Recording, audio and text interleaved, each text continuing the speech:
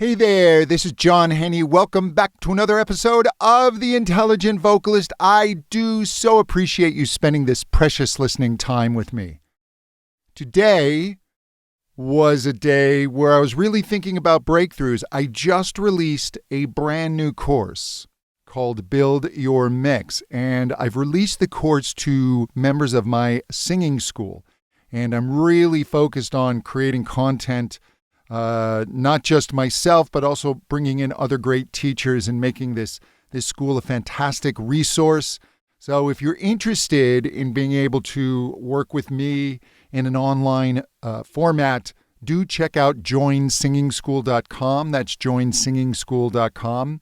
I think you'll really enjoy it. But going back to breakthroughs, I think the issue with breakthroughs is we feel that they need to be a major event. And these types of breakthroughs do occur, and they're really thrilling, and they're almost romanticized. You see it in film where the person's working really hard, and suddenly they just get it.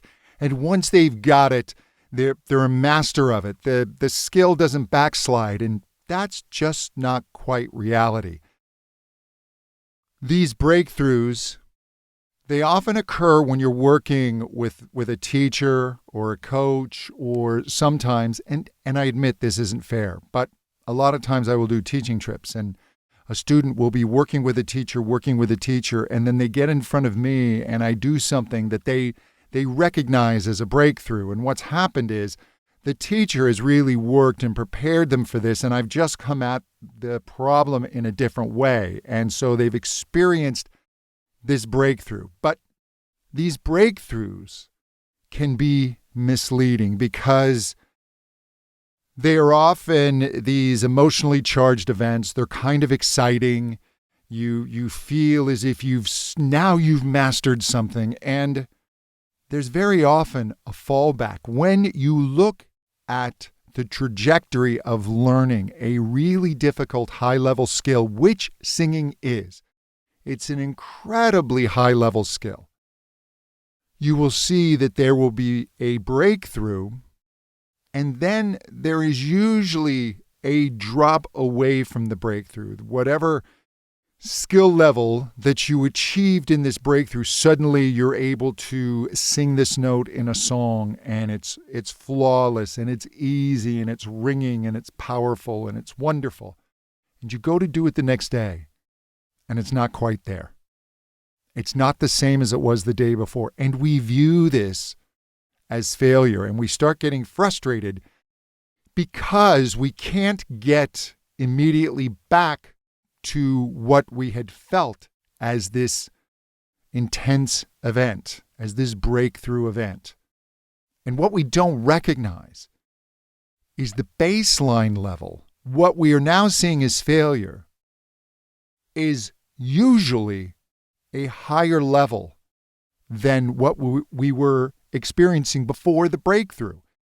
If you look at it on a graph, and they've studied this, they will see a breakthrough and then a fall away from the breakthrough. The skill level drops a little bit, and then there's usually a plateau. And these plateaus are tough because we feel like we're working, and we're not necessarily getting better. But if you pulled back and got the bigger picture, if you looked at this breakthrough, drop, plateau, breakthrough, drop, plateau, they actually look like steps. Steps may be different sizes. Some plateaus last a little longer than others. But if you're consistently working on your voice and really working on it well, you're being guided with good information, with good teaching, you have a good practice schedule, you use deliberate, mindful practice. As you pull back and look at this bigger picture, it's steps. And in the big picture, the further back you pull, the more it looks like a straight line trajectory up. But in the day-to-day, it's not. It's anything but. People often experience this when they are getting in shape. We very often try and do too much in the beginning, And then we get frustrated with the scale. We'll lose 2 pounds. We'll go up a half pound. Oh, that half pound just drives us crazy. When I was really in my weight loss mode, I would view those days when I went up on the scale with frustration and almost failure. But yet, when I look back now and I see a graph of my weight loss, it literally looks like a ski slope. You don't see those as you get the bigger picture. And this is the same thing. One of the things you have to remember when you've had a breakthrough, a big breakthrough, is that happened in a present moment. And very often, we try and recreate that moment rather than being in the current present moment. We're trying to force what we remember as the breakthrough event on our present moment. So I encourage you to always be where your voice is at that day, that moment. Be present in that moment. Work with the voice you have right now. Not the voice you had yesterday and not the voice you want tomorrow. Work in the moment. And the more that you can be in the moment and aware and experiencing, the better your results are going to be. Now, if you're going to reverse engineer the breakthrough, which I do recommend you do it very mindfully. If it was in a lesson and you recorded the lesson, listen to the instructions that led up to it. What was the teacher giving you that put you in the state that enabled you to do this particular skill, that created this event? And see if you can, with the voice you have today, look at what the teacher gave and what you're currently doing. Have you forgotten something? Have you let something slide? Are you beginning to over-clench with the muscles? Is your larynx raising a little bit? Are you not paying attention to the vowel? Are you allowing tension to creep in? And the more that you can really look into the mechanics of what you did, the better you will be able to recreate and build upon that.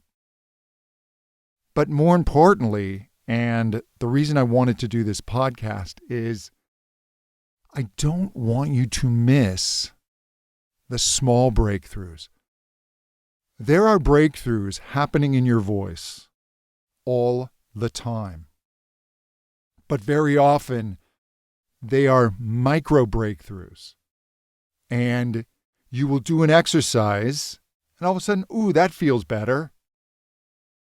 But you let it go. You let it slide. You're so involved in just working your voice that the awareness of the results can lapse. And your awareness and your focus are key elements in being able to recognize these small wins and build upon these small wins. This, again, is this idea of deliberate practice. I've spoken about this often. And deliberate practice, to use golf as an example, if you're just at the driving range and just swinging and knocking balls around and just kind of looking to see how far they went and then just hitting more balls, that's not deliberate practice. Deliberate practice would be, okay, I want to try and land this ball in a specific area, specific target. And so you hit the ball and then measure how close you were to your goal. And then make adjustments. Hit it again, analyze, adjust. That's deliberate practice. And deliberate practice is harder because it takes brain power, it takes focus, it takes energy. And you also have to notice these small improvements. I'm guilty of this myself. I will very often, especially when I'm warming up, I will absent-mindedly do a lip bubble. But for a while, and I spoke about this recently in a podcast with Jeff Alani Stanfill on weight loss, tension started creeping in my voice because weakness had creeped into my voice, and I didn't notice that as I did the lip bubble, I paid attention to it going up. We often do this with exercises. I paid attention to, but I didn't pay attention to, and what happened, I would grab. And it was this little imperceptible raising of the larynx and this over-engagement of muscle. It was very tiny, but what I did is I allowed that behavior to be in my voice, be in my voice, be in my voice, be in my voice. And then when I finally got frustrated enough, and it shouldn't have taken this, and I do know better, but I went and started getting lessons to myself, instantly caught. And then I could work on fixing it. And now I really pay attention when I do a lip bubble. I am paying attention to my posture. I am paying attention to how I bring in the breath, how I am supporting the tone, what my larynx is doing, the feeling of letting go, just being hyper aware if any tension is coming into my voice. And if I am able to do this in a really relaxed, free manner, that's a micro win. These are wins. And in the beginning, as I was working in lessons again, these were micro breakthroughs. Now, I don't have as one of my great singing goals to be able to do a good lip bubble. Nobody has that as one of their great singing goals. We usually view breakthroughs, again, as hitting this glorious high note on the song that we've been struggling with or having a great performance. So we don't pay attention to the small events. But what I want you to do is constantly be aware, constantly be focusing. When you have these micro breakthroughs, celebrate them, acknowledge them, keep a singing journal. I talk about this. I've got one of those Mead journals sitting right here in my practice space with a pen. And when I do something, when I adjust something, when I have a good result, I will write it down. If I'm having a bad result or less than satisfactory, if I'm feeling something creep in, I will make note of that. And I will make note of what I adjusted to help eliminate it, and then just tell myself, watch out for this. This is one of your areas of weakness. We all have certain things our voices want to do. Some voices love to just flip and fall apart, go breathy. Other voices really tighten up and really try and push. So we need to be aware of what our tendencies are and how we need to be on guard against them. So I want you to celebrate, but I don't want you to become complacent. That's the other thing that can happen, is we can have this breakthrough, we can have this wonderful event, and we may even share it on social media. And we'll say, wow, I had this great performance, and everybody cheers you on. And for some of us, that inspires us. But for others of us, especially as we're really on that road to improvement, the feedback, the roar of the virtual crowd can make us complacent in our satisfaction.